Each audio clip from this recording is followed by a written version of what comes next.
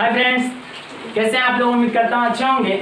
आइए आज हम लोग पढ़ते हैं यूक्लिड विभाजन प्रमेय का। यूक्लिड विभाजन प्रमेय का क्या बताता है हम लोगों को, क्या सिखाता है हम लोगों को।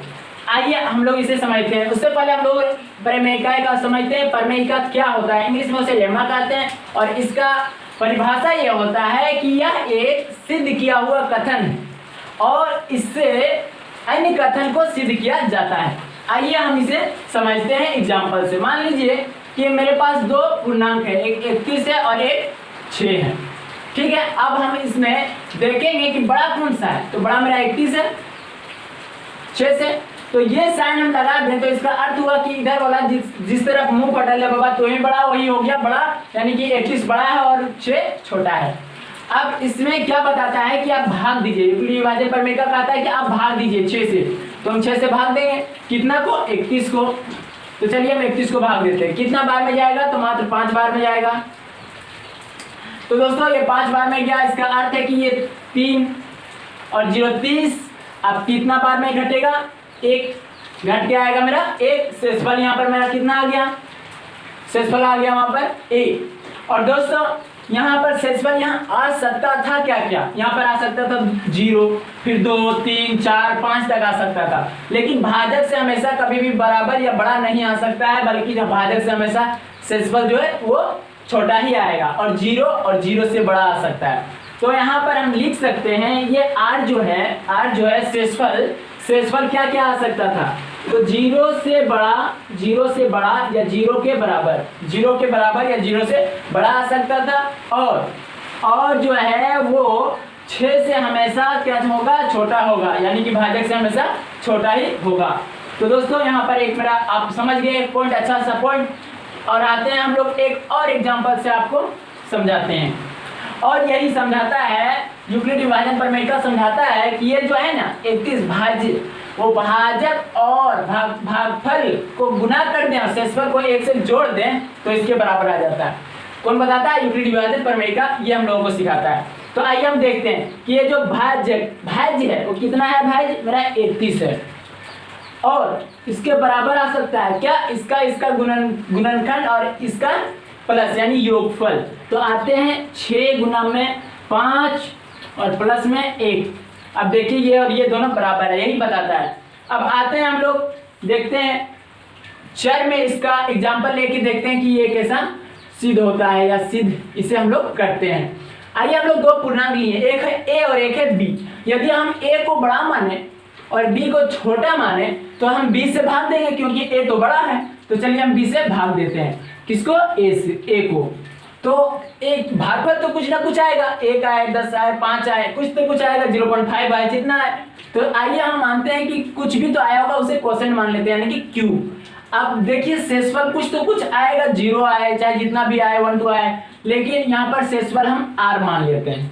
ठीक है, अब यहाँ पर जो शेषफल है वो कौन कौन सा आ सकता है। शेषफल मेरा यहाँ पर क्या क्या आ सकता है, तो जान लीजिए। अब r 0 से बड़ा आ सकता है या 0 के बराबर आ सकता है। और यहाँ पर जो है वो हमेशा भाजक से छोटा आ सकता है। शेषफल b क्या हो सकता है, हमेशा छोटा आ सकता है, आएगा। ठीक है, और आएगा और ये आ सकता है, इसे आप लोग अच्छा से समझ लें। अब यहाँ पर देखते हैं एक अच्छा सा सुंदर सा यहाँ पर पॉइंट बनने वाला है कि a जो है a बराबर होगा किसका, तो b गुने q प्लस r का। तो चलिए हम लोग देखते हैं, भाजक गुना भागफल प्लस में शेषफल, ये दोनों बराबर होगा। ये a है मेरा, ये दोनों बराबर होगा। यही हमारा सिखाता है कौन, यूक्लिड विभाजन प्रमेय का समझाता है। यूक्लिड विभाजन एल्गोरिदम पढ़ते हैं, ठीक है, जिसे दूसरे नाम से कलन विधि के नाम से भी इसे जाना जाता है, यूक्लिड विभाजन एल्गोरिदम। अब देखिए एल्गोरिदम का मतलब क्या है। एल्गोरिदम शब्द का मतलब ये है कि एल्गोरिदम सुपरिभाषित एक चरणों का श्रृंखला होती है। चरणों का, 1 चरण 2 चरण 3 चरण, 1 केस 2 केस 3 केस 4 केस, इस सबों का एक श्रृंखला होता है। ठीक है, ये इस सब का एक श्रृंखला होता है जो विशेष तरह के समस्याओं को, प्रश्नों को हल करने में प्रदान करता है। ठीक है, और एल्गोरिदम शब्द किसके नाम पर पड़ा है? तो मोहम्मद इब्न मूसा अल ख्वारिज़मी के नाम पर ये एल्गोरिदम पड़ा है। और जो है एक चैप्टर है अलजेब्रा, वो अपने आप का एक महान चैप्टर है, वो भी इसी के बुक से लिया गया है। ठीक है, अब आइए हम लोग इसके बारे में समझें। आइए दोस्तों, हम लोग दो धनात्मक पूर्णांक मानते हैं। मान लीजिए एक C है और एक D है। आप कहते हैं ये दोनों का मुझे HCF निकाल करके दीजिए। इन दोनों का HCF मेरा क्या होगा? ठीक है, तो हम इसमें से जानकारी होना चाहिए बड़ा कौन सा है। तो मान लेते हैं C बड़ा है और D छोटा है। तो यदि C बड़ा है और D छोटा है तो D से हम भाग लगाएंगे, D भागफल तो आएगा कुछ ना कुछ, तो हम मान लेते हैं ये भागफल Q है। यहाँ पर घट करके क्या बचा? R, रिमाइंडर हम मान लेते हैं। और यहाँ पर फर्स्ट केस मेरा क्या कहता है? फर्स्ट केस यूक्लिड विभाजन प्रमेयिका से कि C equal to D into q plus R, D into q plus R।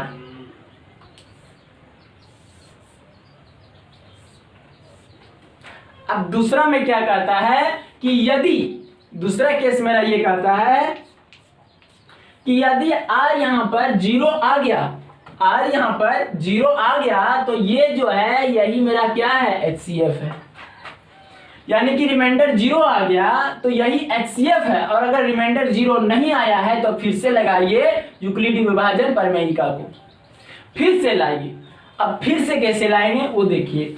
जो यहाँ पर शेषफल है यानी कि रिमाइंडर है उसको हम बना देंगे भाजक, और जो यहाँ पर भाजक है उसको हम यहाँ बना देंगे भाज्य। ठीक है दोस्तों, और यहाँ पर हम फिर से भाग देंगे।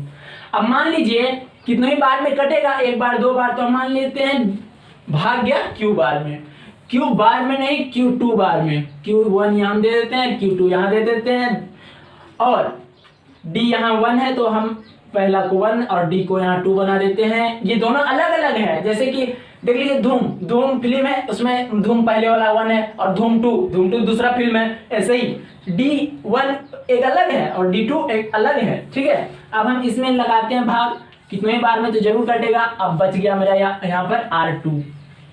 ठीक है, यहाँ R1 हो गया ये, तो ये शेषफल बचा। अब फिर तीसरा केस क्या कहता है? मेरा तीसरा केस कहता है कि जब तक 0 ना आए, जब तक शेषफल मेरा 0 ना आए तब तक हम इस प्रक्रिया को आगे बढ़ाते रहेंगे।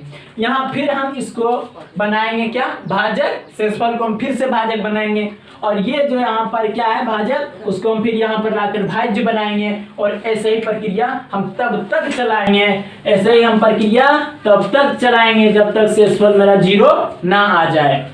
तो दोस्तों ये जो प्रक्रिया है और ये केस 1 है, इसी को हम आगे कैसे बढ़ाएंगे वो आप देखते जाइए।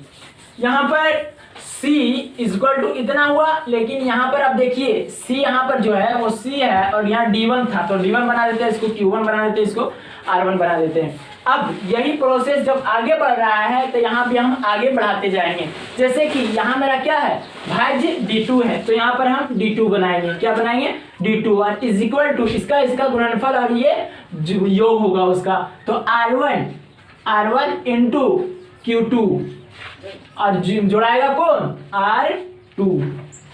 ठीक है, क्योंकि ये रिमाइंडर है और ये भाजक है और ये क्या है? तो कोसेंट है, यानी भागफल है। यही प्रक्रिया जब जितना दूर तक हो जाएगा उतना दूर तक इसे लेना है। इसी को हम लोग यूक्लिडी विभाजन एल्गोरिथम कहते हैं। आइए दोस्तों, पहला चैप्टर का, पहला अध्याय का जो पहला एग्जाम्पल है वो आज हम लोग उसे सॉल्व करते हैं। देखिए ये आपके बोर्ड पर आ चुका होगा, और आपको ये बता दें कि मात्र 10 सेकंड के लिए रहेगा। आप यदि उतारना चाहें तो उतार सकते हैं या फिर स्क्रीनशॉट कर सकेगा। आइए दोस्तों, हम बुक से पढ़ते हैं और बुक से आपको पढ़ करके सुनाते हैं। तो उदाहरण 1 बताता है, कहता है 4052 यानी 4052 और 12576 का HCF यूक्लिड विभाजन एल्गोरिथम का प्रयोग करके ज्ञात कीजिए। बोला है कि इसका HCF निकालें और वो भी किसका, यूक्लिड विभाजन एल्गोरिथम का प्रयोग करके। तो देखिए दोस्तों, इन दोनों में से बड़ा कौन सा है, ये है, बड़ा ये है। यदि बड़ा ये है तो हम यहाँ पर दिखा देंगे इसे कि ये जो है ना 12576 ये बड़ा है, किससे है, तो 4052 से ये बड़ा है। तो हम लोग भाग देंगे, क्या करेंगे, भाग देंगे और यहां पर लिखेंगे। तो दोस्तों यहां हम लिखेंगे यूक्लिड विभाजन एल्गोरिथम से, और चलिए इसे हम भाग देते हैं। तो यदि भाग देंगे तो 4052 यहां लिखेंगे और यहां लिखेंगे 12576। अब आइए इसे भाग देते हैं। तो देख लीजिए 4000 है, ये 12000 है, तो 4 तिया 12 यानी कि 3 बार में जा रहा है। तो 3 बार में, तो 3 दूना इतना बार में चला गया, ठीक है। तो इतना बार में चला गया, यहाँ पर 0, यहाँ 2 और यहाँ पर 4, 420 बचा। तो अब हम क्या लिखेंगे यहाँ पर यूक्लिड विभाजन एल्गोरिथम से कि 12576 जो है, 12576 जो हमारा है वो बराबर है, तो किसके बराबर है, 4000 जो ये 52 है, 4052 और गुने में 3 और प्लस में यहाँ पर कितना है, तो 420 है। दोस्तों ये प्रक्रिया तहां तक करेंगे जहां तक कि मेरा शेषफल 0 ना आ जाए। तो क्या यहाँ पर शेषफल 0 है, नहीं है, कितना है, 420 है। तो यहाँ हम लिखेंगे कि ये जो मेरा रिमाइंडर है ये 0 नहीं है। तो क्या करेंगे, इस प्रोसेस को और आगे ले गए। तो जो यहाँ पर मेरा शेषफल है उसी को हम क्या करेंगे, भाजक बनाएंगे, और जो भाजक था उसे हम भाज्य बनाएंगे। यहाँ पर 5000, तो यहाँ पर देख लीजिए दोस्तों 10 बार में जाएगा नहीं, 400 4000 9 बार में इसे लिखते हैं हम। अब 9 बार में लिखते हैं, 9 बार में तो ये मेरा हो गया यहाँ पर 37, और इसे जब हम घटाते हैं तो यहाँ पर बच जाता है ये 2 और यहाँ 7 और यहाँ पर 2। अब दोस्तों जो शेषफल, अब हम क्या करेंगे, अब फिर से हम यहाँ पर आएंगे और ये 4052 को, ये जो 4052 मेरा है उसी को हम क्या करेंगे, उसके बराबर क्या लिखेंगे, 420 जो है और किस गुना 9 और प्लस में क्या है 272 है। क्या अभी भी शेषफल 0 आया है, नहीं, कितना आ गया है 272। तो यहाँ पर रिमाइंडर अभी भी मेरा 0 नहीं आया है। तो इस प्रक्रिया को और आगे तक ले गए। तो प्रक्रिया को यहाँ पर ये जो भाजक मेरा है इसको हम यहाँ पर भाज्य बनाएंगे। यहाँ कितना बार में जाएगा, मात्र 1 बार। यहाँ पर हम 8 बच गया और यहाँ से 4 और यहाँ से मात्र 1। अब हम क्या करेंगे, 420 जो है वो किसके बराबर है ये हमें लिखना होगा। तो 272 गुना कितना 1 और प्लस में कितना 148। क्या ये भी रिमाइंडर जो है वो 0 यहाँ पर आया, नहीं, 148 आ गया है। तो ये रिमाइंडर यहाँ भी 0 नहीं आया है। तो इस प्रक्रिया को और हम लोग आगे तक देखेंगे। तो ये जो 148 है वो यहाँ पर फिर ये जो 272 है यहाँ पर आके क्या बन जाएगा, ये भाज्य बन जाएगा। तो ये कितना है 272 यहाँ आकर के भाज्य बन गया। तो 200 यहाँ भाज्य बन गया तो 1 बार में जाएगा और 1 बार में यहाँ पर लिखेंगे हम लोग 148 और इसे घटाने के बाद हम लोगों का यहाँ पर, तो यहाँ पर मेरा कितना बच गया 124 बच गया। ये जो यहाँ पर हम दिए हैं भाग उसको फिर से हम यहाँ उतारते हैं यूक्लिड विभाजन से।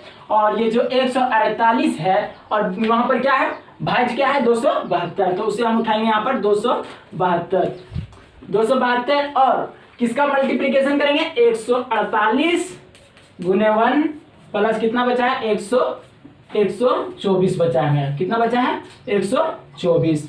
तो जो 124 बचा है ये तो 0 है नहीं, तो रिमाइंडर यहाँ भी क्या हो गया 0 नहीं है। तो दोस्तों इसको और आगे तक बढ़ाएंगे जब तक 0 ना आ जाए। तो इसके लिए यहाँ पर कैमरा कट जाएगा, उससे अच्छा है कि हम यहाँ लिखें। तो आइए हम इसे ऐसे कर देते हैं और उसे हम प्रोसेस को यहाँ ले आते हैं। ये ऐसे ही आगे जाएगा लेकिन उसको जगह रहने के कम रहने के कारण यहाँ पर हम लिखते हैं। तो यहाँ पर 124 को मुझे क्या करना है 124 को भाज्य बनाना है, भाजक बनाना है। तो भाजक बना दिया और 100 यहाँ पर 48 को हम भाज्य बना दिया और 148 को एक बार में जाएगा 124 और ये घटा और ये बच गया मेरा मात्र 24। कितना बचा? मात्र 24। अब फिर हम यहाँ पर यूक्लिडी विभाजन में आएंगे और 148 को लिख देंगे यहाँ पर। 148 किसके बराबर है? तो 124 गुना 1 प्लस 24 के बराबर है। अब हम इसी प्रोसेस को और आगे तक ले लेंगे। फिर से ये जाएगा कितना बार में? 5। ये फिर से ये जाएगा 5 बार में और 5 बार में ये मेरा 120 होता है और यहाँ उतरता है मेरा मात्र 4। घट के निकल उतरता है मेरा 4 और यहाँ फिर से हम आएंगे और 124 लिखेंगे और ये किसके बराबर है? तो 24 और गुना में 5 और प्लस में 4 के बराबर है 124। और फिर इसी को हम यहाँ पर लिखेंगे 24। कितना लिखेंगे? कितना लिखेंगे? 24 जाएगा 6 बार में और 24 ये मेरा कट गया, पूरा का पूरा भाग चला गया और यहाँ पर मेरा शेषफल कितना बच गया? 0। अब ये शेषफल आ गया मेरा 0। ये प्रोसेस को यहीं खत्म कर देंगे। अब कितना लिखेंगे हम? 24 किसके बराबर है? तो 4 गुने 6 और प्लस में 4 प्लस में 0 और यहाँ भी मेरा r जो है वो 0 के बराबर नहीं है। यहाँ भी r जो है मेरा 0 के बराबर नहीं है, लेकिन यहाँ पर क्या है? ये r जो है वो बराबर है 0 के। यहाँ पर 0 आ गया, इसीलिए इस प्रोसेस को हम लोग यहीं पर खत्म कर देंगे। और आंसर कौन सा आएगा? जो लास्ट भाजक होगा, जो अंतिम भाजक होगा, वही इस प्रश्न का HCF होगा। तो पर लास्ट भाजक कौन सा है? तो 4 है मेरा लास्ट भाजक। कितना है लास्ट भाजक? तो 4 है। तो यही मेरा क्या होगा? ये मेरा आंसर होगा। तो ये मेरा आंसर आ गया, यानी कि इतना 4052 और 12,576 का HCF क्या आएगा? 4 आएगा। और यही लिख सकते हैं। अतः ये जो प्रक्रिया है ये खत्म होती है क्योंकि जो शेषफल है वो मेरा 0 आ चुका है। जो शेषफल है वो मेरा 0 आ चुका है और अब इसका HCF क्या होगा? मेरा इसका HCF होगा 4 और यही मेरा आंसर आ गया। ये जो मेरा HCF है ये मेरा 4 है। आइए दोस्तों, ये जो लास्ट अंतिम जो भाजक था वो कितना बचा था? मात्र 4 बचा था।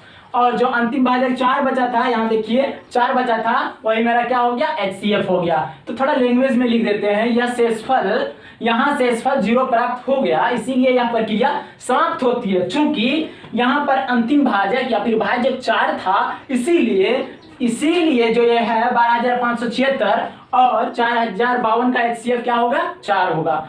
तो उम्मीद करता हूँ ये प्रश्न को अच्छा से आप समझे होंगे और आगे ऐसे ही देखते रहिए। रोज पूरा देख करके आनंद उठाइए। लोगों को अगर आपको अच्छा लगा तो शेयर कीजिए, लाइक कीजिए, सब्सक्राइब कीजिए।